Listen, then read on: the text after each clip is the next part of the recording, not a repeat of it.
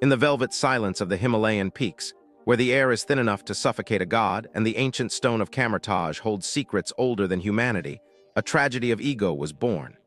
Most men seek the mystic arts for enlightenment, for healing, or for a glimpse into the infinite. But Karl Amadeus Mordo sought the magic of the spheres for a much simpler, much darker reason. He believed the universe owed him its knees.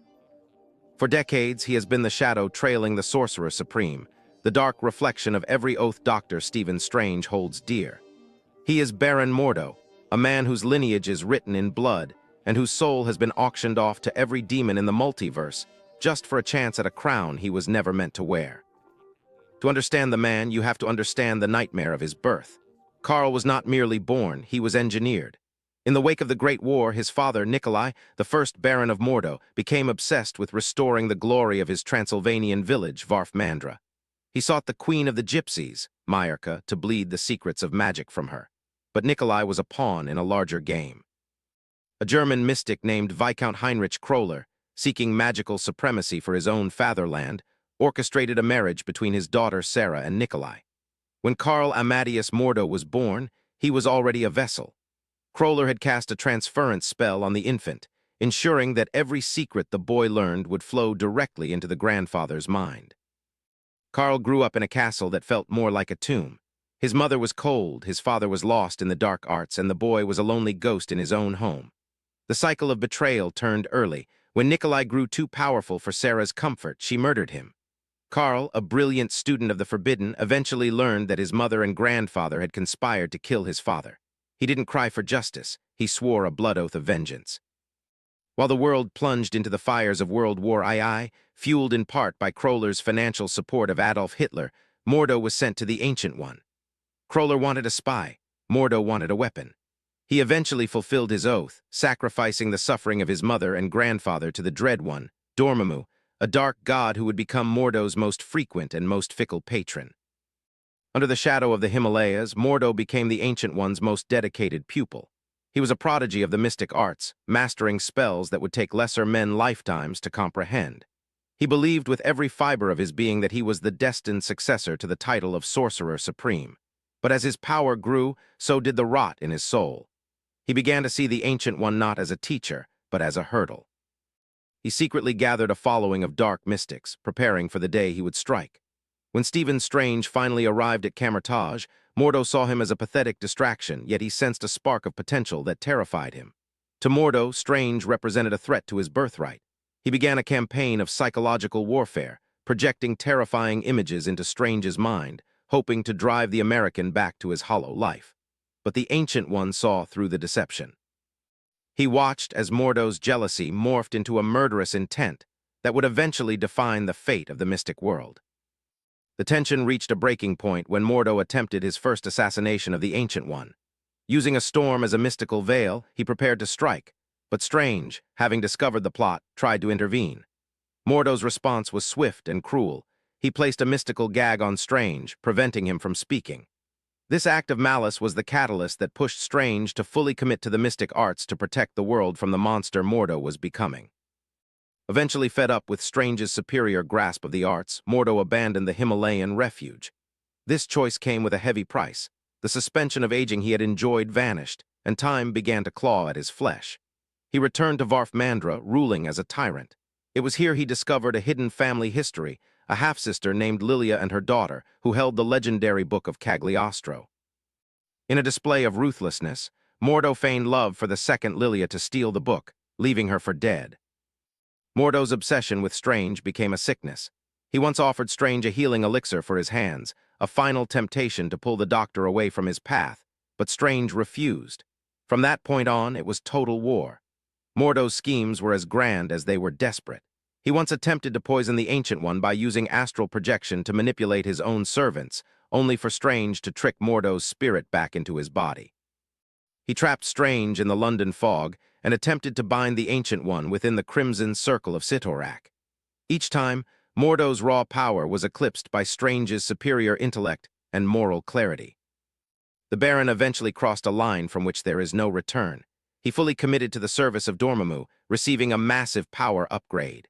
They fought across dimensions until Dormammu grew bored of Mordo's failures.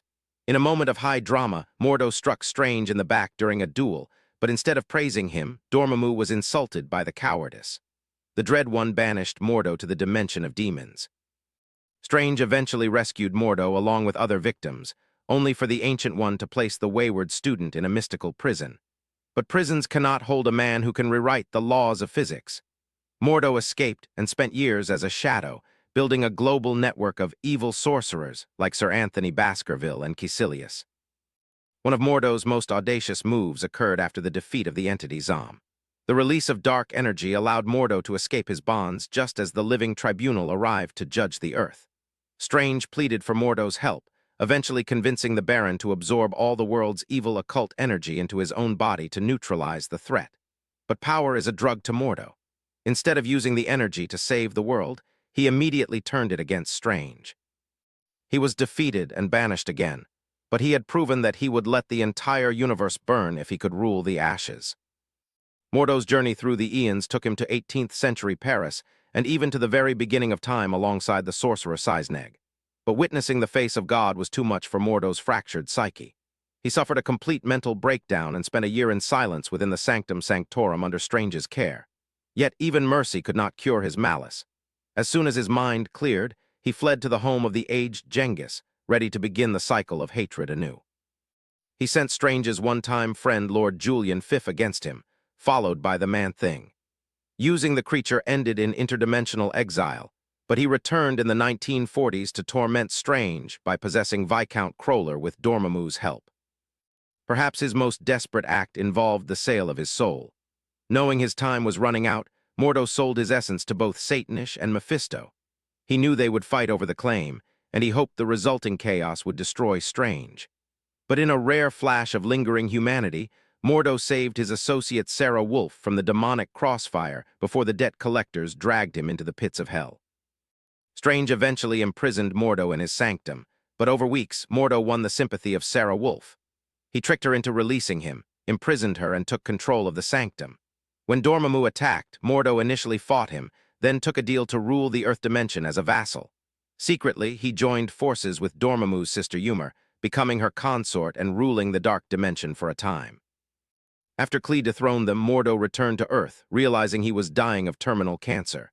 He revealed his past manipulations to Strange, and in a final, twisted act of atonement, Karl took the cancer back into himself during a confrontation with his daughter Astrid. He died, his soul taken to the next plane by the Ancient One. But in the world of the mystic arts, final is relative. Through temporal shenanigans by the Grandmaster and Collector, Mordo was snatched from history to serve as a champion. He fought Strange on Zenlab before being returned to his time. Mordo returned to the present again, preying upon Monascent, Croix to drain her energy and fight back the cancer. He was shot by the Mutant Response Division, but escaped with Guido Carosella, ultimately tricking Monet into thinking she cured him. He suffered another setback when Ulik stole an artifact from his castle, leading to a clash with Thor and Iron Man. Though he reportedly appeared dead in a Brazilian temple with a Norse axe in his chest, he showed up at the bar with no doors, exhibiting great magical ability even when the Empirical attacked and magic faded. During the Secret Empire, Mordo served as a warden for the Hydra Supreme, placing a Dark Force dome around Manhattan. He turned the Sanctum into a prison for heroes like Daredevil and Luke Cage, but his overconfidence was his undoing. Strange used illusionary trickery to reclaim his house. Recently, Mordo has been working as an enforcer for Dormammu's race. He destroyed the demon Barishtok and manipulated Casey Kinmont. Though banished into the ether once more, Mordo remains out there, a dark, drifting presence in the astral sea. To achieve this level of destruction, Mordo has mastered more than just incantations. He has harnessed some of the most cursed artifacts in existence. Central to his arsenal is the Book of Cagliostro.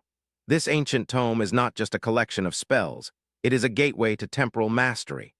Mordo used its secrets to traverse the 18th century and beyond, manipulating the timeline to ensure his survival. While most sorcerers fear the paradoxes of time, Mordo views history as a clay to be reshaped. Then there is the Staff of Polar Power, a weapon that allows him to channel and focus vast amounts of mystical energy, often turning his magical blasts into physical concussive forces that can stagger even the Hulk. He has frequently utilized the Crimson Circle of Sitorak, not just as a spell, but through artifacts that tap into the unstoppable entity's raw, binding power.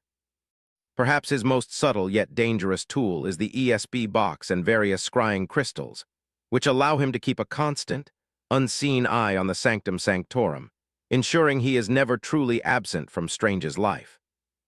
Mordo's power also stems from his willingness to use the forbidden artifacts like the various talismans of the Dread Dormammu. These artifacts don't just amplify his spells, they serve as anchors for the dark dimension to bleed into our reality. Every time Mordo raises a cursed relic, he risks the sanity of everyone around him. He is a master of the dark arts, a lord of demons, and the eternal runner-up. He is a warning of what happens when a brilliant mind is consumed by ego. He is the inevitable consequence of a world where magic exists but morality is optional. He remains in the ether, waiting to attack once more.